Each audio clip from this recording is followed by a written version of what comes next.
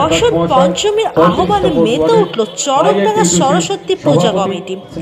বসন্ত পঞ্চমী উৎসবের আগের দিন সাংস্কৃতিক অনুষ্ঠান ও প্রতিমা আবরণ উন্মোচনের মধ্য দিয়ে শুরু হলো বসন্ত পঞ্চমীর সরস্বতী পূজা এবং সেখানে উপস্থিত ছিলেন পৌরপিতা আশুতোষ দাস, এছাড়াও আরও অন্যান্য বিশিষ্ট ব্যক্তিবর্গরাও।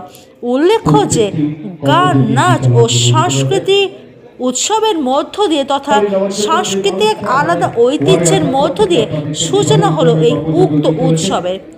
আসনের বিস্তারিত দেখে নেওয়া যাক।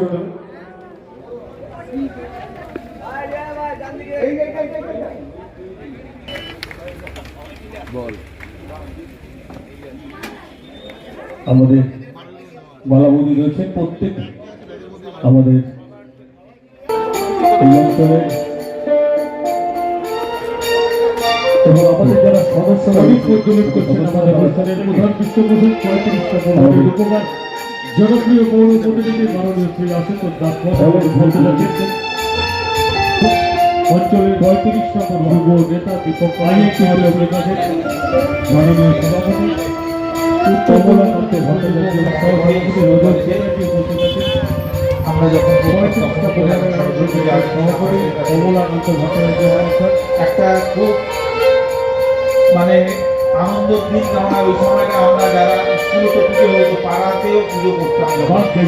আমরা পাড়ার কিছু ক্লাবের ছেলেরা, এখনকার ছেলেদের হাতে তো অনেক পয়সা, বড় বড় ঠাকুর করে আমাদেরও পাতাম না।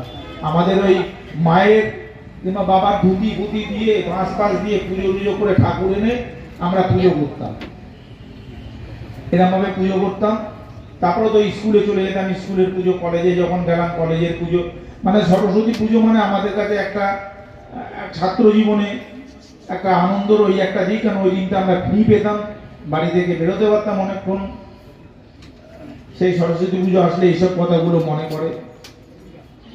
আজকে এখানে ওরা প্রতিবারই কিন্তু নানান রকম সামাজিক কাজ করে এই মঞ্চ থেকে। আমি তাই যদি জিজ্ঞাসা করছিলাম এবারে কি করছিস, কোনো আমাদের অনুষ্ঠানের প্রধান এবার যেহেতু তরুণ মুখার্জি, আপনারা প্রত্যেকে খুব জনপ্রিয় মানুষ ছিল। তার স্মৃতির উদ্দেশ্যে তারা এই মঞ্চটা করেছে এবং তার একটা স্মৃতি মঞ্চ উপস্থাপন করছে।